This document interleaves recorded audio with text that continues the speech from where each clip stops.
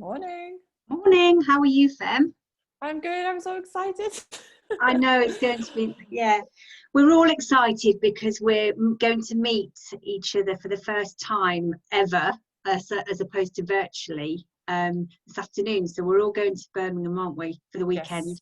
Yes. To business plan about what we're going to do with our training, sales, and our forecasting going forward, and all the different exciting things. So it's really exciting. We have a very big agenda. Very big agenda. Kate's keeping us on her toes. We've got lots to do, so that's really good. Yes. Yeah. Morning, Lynette. Morning, Lynette. Nice to see you. Shall I go into just explain a little bit about what we're going to be doing then, Fem, just for half an hour, or natter and chat and what we're doing? Yeah. So I'm Amanda. I am one of the associates for Selling Savvy, and I cover the Oxfordshire, Cotswolds, down to the Devon, Dorset, Worcestershire and Gloucestershire area. So that's me. Over to you, Fem. Yeah, I'm Fem, and also Selling Savvy associate for a few months now, and I cover Cambridgeshire, Bedfordshire, Northamptonshire, Hertfordshire, and Buckinghamshire. Right. Yes, and today we're going to talk about consultative selling. Do you want to? Yeah, well, so I thought, because we've been asked, haven't we, Fem, about how we can adapt in these times to our sales approach, and I thought, and also how we can maximise conversion.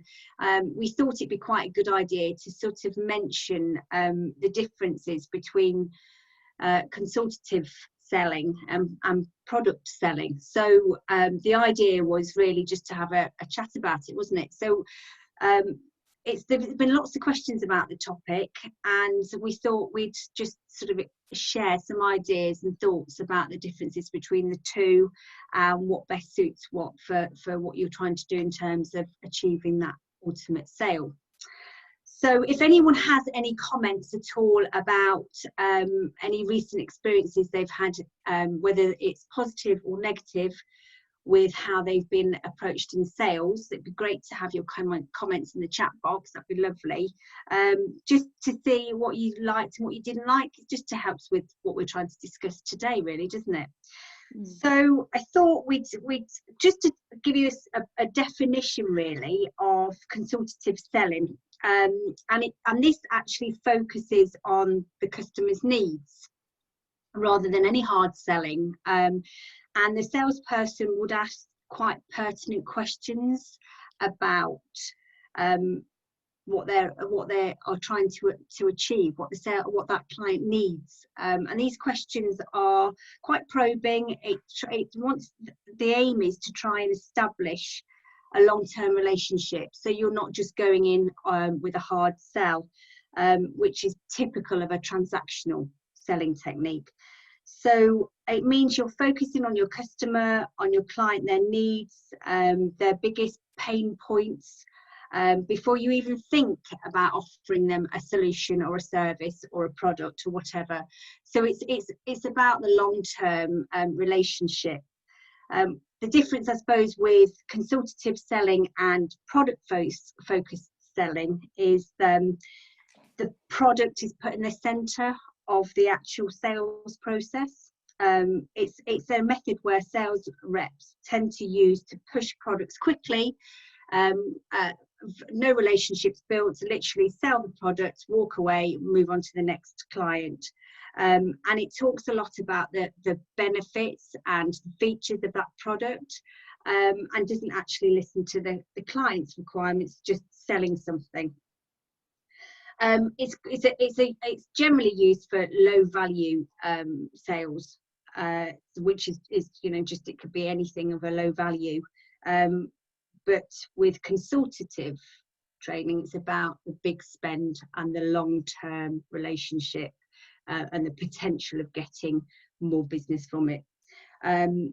So it's just that's the difference between the two. And I think, Fem, you got a nice little slide to show us. We love a PowerPoint slide now and again. Yeah, once in a while, not a death by PowerPoint. Just want to say morning to Jill and Rachel, and also Becky from Selling Savvy has joined. Yay. Oh, hi Becky. Hi, nice to see you, Rachel. Nice to chat yesterday. Hope you're well. Becky must be on the train. She is on the train, yeah. Yeah, so I have done a slide. I will just show it for a few minutes. I'm not going to keep it up there for ages, but actually when we looked at the whole difference between consultative and product selling, there's so many aspects to it, and you can kind of go into all of sorts of different directions, from from the research where you start until the follow-up. So let me just share my screen, and then I'll stop sharing it in a little while, just so that we can go into it. Let's do the slideshow. There we go. Hope that all works. Yeah, all good.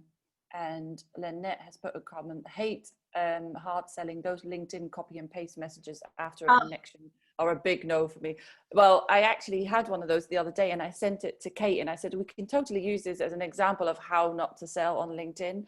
And basically this person asked me to connect with me, and the next message was, hi, will you do this and this and this? And I thought, you don't know anything about my company. No. You don't know anything about what I do, and you're already trying to sell. And I actually replied, because I thought at least then he'll go away. But I said, I have absolutely no need for your product. And he hadn't even asked one question. Really? He didn't even ask me how I am or anything like that. It was, yeah, anyway. I had one yesterday, actually, Fem, from someone who had, again, as Lynette says, a copy and paste in a LinkedIn message. And the irony of it, starting with Amanda, and halfway through, he called me Lucy. There we are, there's the fact. And I did go back to him and say, look, you might want to just check before you send it. I don't want to be pedantic, but you might. And he came back very apologetic. That's funny. So it was funny, yeah. That's hilarious. Anyway, we've all done it probably once in a lifetime. Yeah. So here is kind of the difference between product-based selling and consultative selling. And as we were talking about, we do understand that sometimes it's quite difficult because people send an email with an inquiry, and you try to get hold of them, but there's no way they're answering the phone, and just trying to get all this information out. But really the aim with consultative selling is building a relationship with your client, and that will mean long-term business rather than just a one-off event and then off they go, because maybe the product wasn't really quite what they were looking for, but you've just sold it because that's what you've got. You have this product and that's what you sell. So really the focus should be more about other people, your prospect talking, so your client doing all of the talking and asking questions. And we can go into this quite well. We could go on forever, can't we? And then we talk about listening techniques and how you engage in. Oh yeah, you can go on. But really listening, and I do have a few really good examples about this. And I was thinking this morning as I was brushing my teeth about how many presentations. So I in addition to selling Savvy, I also am an associate for Helms Briscoe, and we do venue finding, and I have to find my own clients, and I work with them throughout the process. And in my whole nearly 6 years of being with Helms Briscoe, I think I've done 3 presentations, and the rest of it was just chatting to people and seeing what their needs were. And of the 3 people that I've done presentations to, I didn't get the business because I didn't know anything about those people. So I went in, did a presentation, left, and I didn't have a chance to get to know them or to ask any questions. So I don't know what their problems are with booking venues, what they like, what they don't. I didn't know anything. So you're just selling blind then. And then I was thinking about all the presentations that have been given to me during this time at Helms Briscoe, and I was trying to remember if I could remember any actual presentation and what's in them, and I can't remember the content of any of them. Some of them I can remember the people because they may have interacted, but I can't I don't remember those details. But I do remember the people that take the time to have a conversation. And that just reestablishes, doesn't it, Fem, that it is about relationship building. And we were speaking yesterday, weren't we? And you said you were speaking to a hotel, and you'd had lots of conversations, and she hadn't once sold to you, had she? Yeah. So and I remember it really well because the first time I met her was at IMEX in Vegas. And I remember exactly where we sat. I remember what the stand looked like. And she never once kind of said, I mean, she obviously asked me about my clients and what their needs are and what industries I work with and all of those kind of things. But we also talked about, you know, my home setup, because I've always worked from home, and the fact that I have 2 children, and she will never call me past 3 o'clock because she knows I'm picking up the kids, for example. And it's about really knowing your client and knowing what they need, rather than just going, oh, well, I've got 22 hotels all over the world and this many bedrooms and that, because it just goes, and then I move on to the next person. Lost it completely. Yeah, and since then, she's been really engaged with me on social media, and once in a while she'll send me a little message saying how I am. If there's ever an inquiry that I send to one of our hotels, she'll send me a little note saying, thank you so much, what do you need, blah, blah, blah.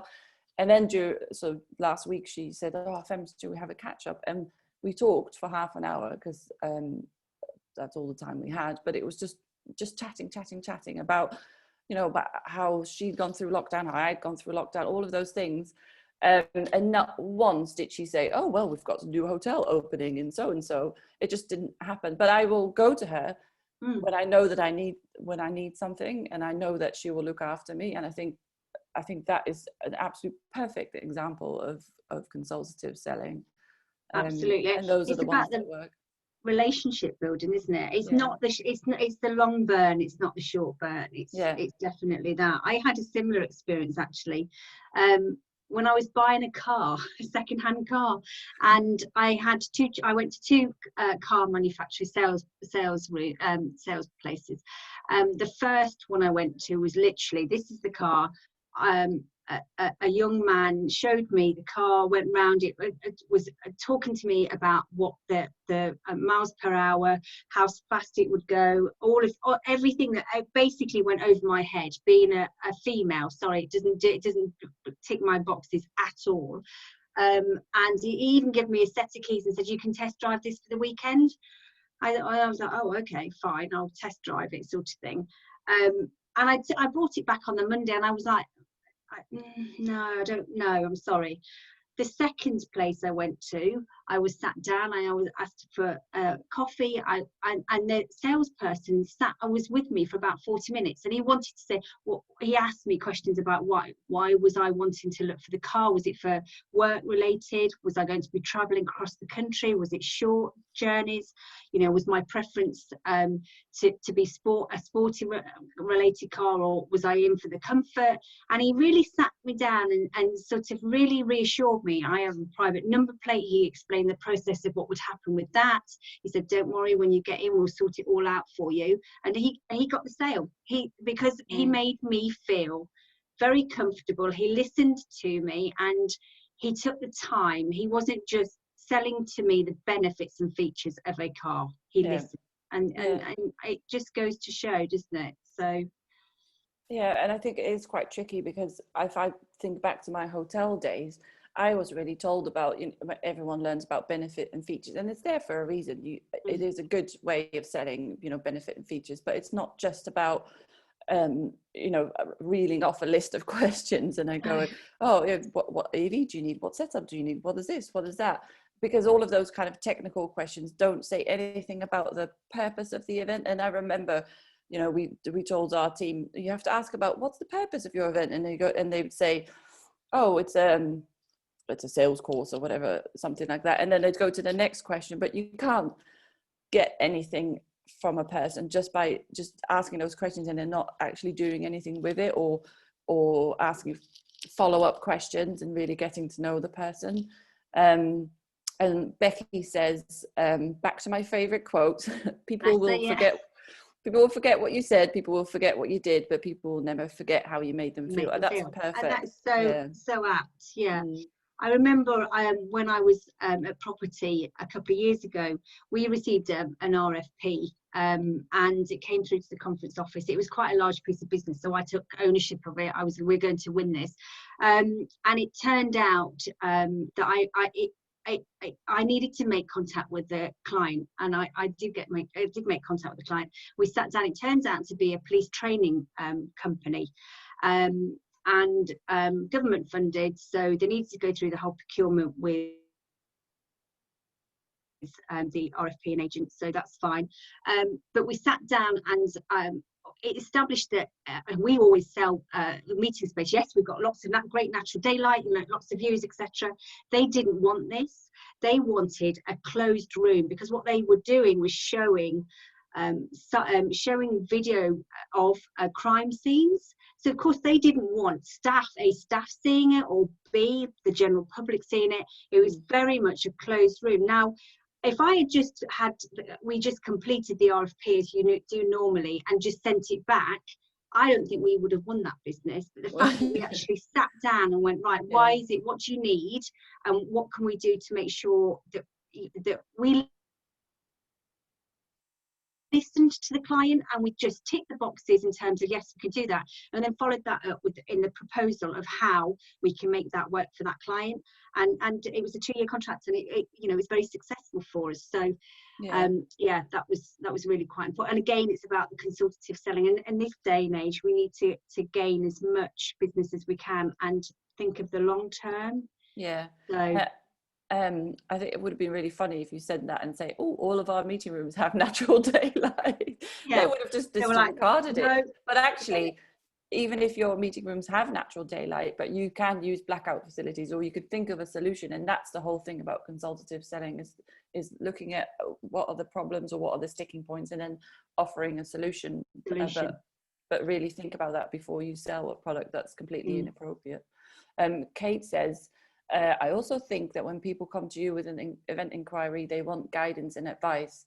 So event salespeople should use that opportunity to showcase themselves as expert and consult them throughout the whole process. But definitely, absolutely.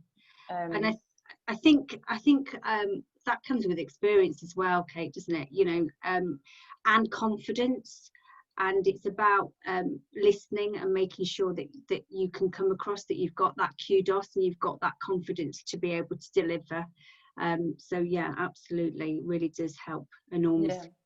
And speaking of confidence, I mean, those people have come to you for a reason. They've sent it to your venue or hotel because they must have liked something about it, or they're looking in that particular area. There's an opportunity there. So you shouldn't feel worried about asking too many questions or taking too much of their time, because really, and some people will just go back and say, just send me an email, and it will be really difficult, and the likelihood that you'll get that piece of business is so much lower because the client's not engaging, and some people prefer to be contacted by phone and some email, and you have to kind of work that out. I mean, I have some clients that could only answer one question at the time.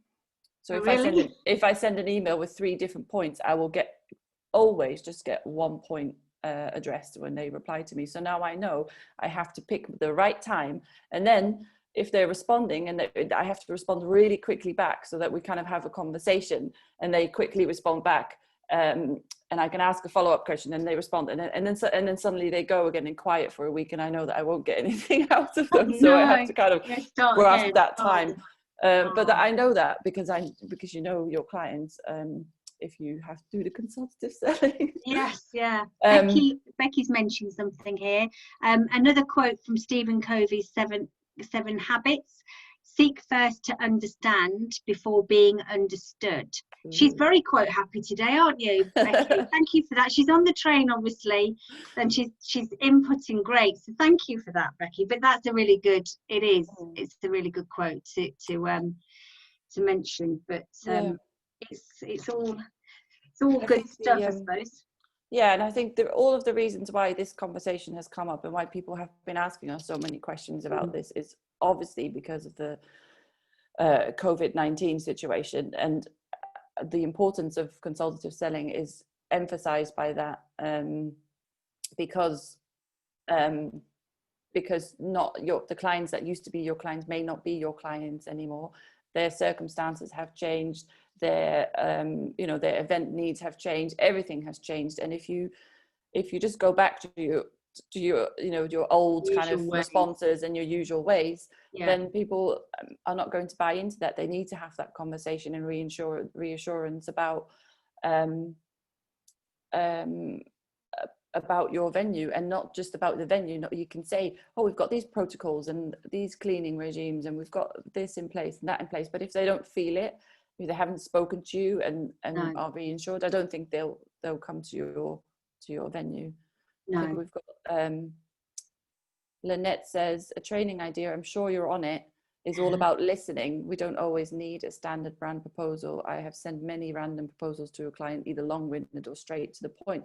That is so right. And again, that's all. And actually asking that kind of question in the beginning, because I once sent this massive proposal to a new client, and she said, there's too many words in there, Femke. I just need numbers on a summary.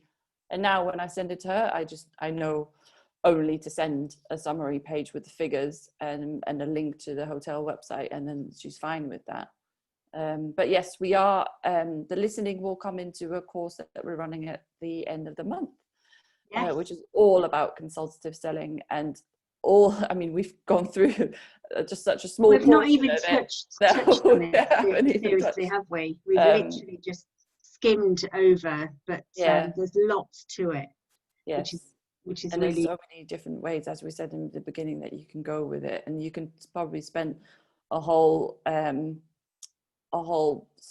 training session. We know we've got 3 days, but all of it can be about listening, and it's not just, listening can be it's listening and how you listening with your eyes, but also listening with your eyes. What am I talking about? Listening with your ears. Look at me listen. But also listening with your, oh my God, what am I trying to say? Body language. That's what I'm trying to say.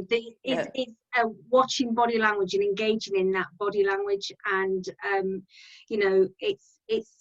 it's again about dress, about how you conduct yourself, how confident you come. I mean, we could go on for hours, couldn't we, Fem, about it all? We can do, but we've got trains to get. Yeah, anyway. we need to jump in the car and go to Birmingham. But it's a really interesting topic, and like we've said, I think it's one that's going to be quite engaging, and something that's is going to be a new way forward in terms of selling. So it's really an important topic. We haven't had any. Well, we said we had the not liking the hard sell. We haven't had any other examples, but I do have an example, because I'm selling my house at the moment. Well, I'm trying to maybe sell my house at the moment. So we had 3 estate agents in, because we thought we'll be adults and do our due diligence and not just go with the first person.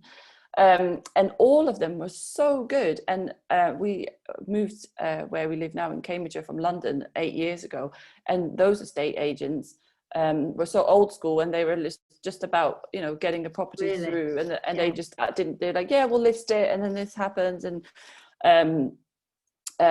we've seen them do some visits with clients, and I'm like, oh, it's horrendous. They're not even saying anything. They're just like, here's the bedroom, this is this. No. But these estate agents that we saw last week, they were really good, and they sat down with us, and they were in the house probably an hour and a half, all of them, just chatting about why we were moving, where we were coming from, what was important, what we needed in the house, what we liked about this house, would we have another new build, all these questions. And we said to them, wow, this is a really new experience for us, because we were a bit blown away. And they said, yes, it's changed so much in the years that this is what people need. You can't survive as an estate agent anymore by just doing what people did before, because people want that kind of customer service. And the guy said, if you sell your house with us, or you put it on the market with us, I want you to have such a good experience that next time you sell your house, you'll come to us again. Or brilliant. That's exactly what you or want you tell all of your friends, basically. And there was another estate agent on the high street here who was sticking to the old ways, and they haven't survived, because people are not after that kind of selling. And I mean, we knew that everyone knows that people don't like being sold to, but it still happens so often. And I remember I spoke to Sally. She was on one of our summits in July, and she was in my breakout group, and she's also an estate agent. She works for herself, and she said everything that we mentioned in the summit also applies to her her role. And she said, that's exactly what I do. I have to find out so much about someone who's selling, but also people who are buying, so that I don't waste their time and show them houses that are completely irrelevant to them. And especially now, because they can't go into the house, you have to do a virtual visit, or you have to be really, really up for buying a house before you can actually step foot inside it. So it's even more important to find out exactly what they need. And it's the same with venues. A person is not going to just come for a site visit anymore. They're not going to go, I'll just do 5 site visits in a day, because people are worried about that kind of thing. So they need to know that your venue is perfect for them. And also, not all prospects suit your venue. And that's where research is really important. That's another topic that we'll go into another time. But you need to know who you're talking to, especially from the proactive side. But it can be that if you speak to someone and they say, well, this is what I'm looking for, that it doesn't fit. So if you then try to sell your product to them when it actually doesn't fit, it's almost better to say, actually, I think I can't help on this occasion. But you can maybe recommend a different fit for them. That would work, and that's better than just saying no. But show that you're knowledgeable and say, well, actually, I know a venue that works really well, and it shows that you're knowledgeable. So if they meet someone else who might be after a product that you have, they will recommend you. So that's a really because they will have had that they would have had that positive experience from you, wouldn't they? So they're going to say, right, well, although you couldn't help, you were really helpful in finding me an alternative or a solution to my problem. So therefore, very happy to recommend you, or come back to you in a year or 2 years. I've had that. We've had clients that come back and go, look, you couldn't help at the time. You were really honest, and you gave us some great solutions. It wasn't for you, but we want to do this now with you. And that's, again, it's all about that building relationship, and that's again the consultative selling way, isn't it? So, and on that note, if you ever work with Cvent and you turn a booking down, please put a comment to say why you're turning it down. Because if I get any turn downs and it doesn't have a reason, I then have to go back to the venue and say, why did you turn this down? Because obviously clients need to know about that. So always put a nice message saying thank you and why you're turning it down. Because that's one of my great tip. Thanks for that. That's a really good tip. Yes. So Kate said that she's a great fan of honesty, even if it doesn't work on your venue. So that's really nice to hear. So we're all singing from the same hymn sheet. And I'm sure everyone kind of agrees, and it doesn't and I've worked with inquiry forms and I've worked on the hotel side, and I know it's not always easy, but we are putting this course together that will be on the 28th, 29th and 30th of September.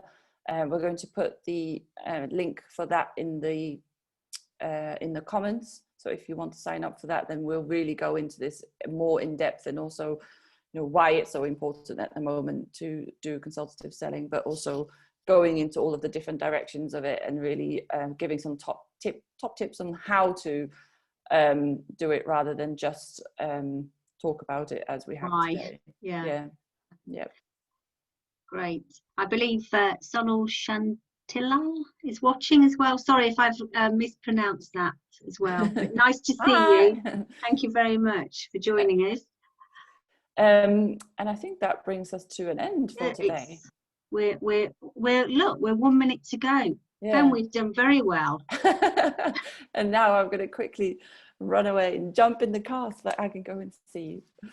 Well, nice to see everybody. Thank you so much for joining us this morning. As Ben said, we have got a 3-day course at the end of September, so obviously continue to watch on our social platforms in terms of the details, and I think comments, we're going to send you a link as well. So great to see you all. Fem, I will see you later. Looking forward to a glass of wine, and obviously with Kate and Becky. And Yes. hope you all can join us next Friday at Savvy Says. Yep. See you Have a then. nice weekend. Bye-bye. Take care. Bye.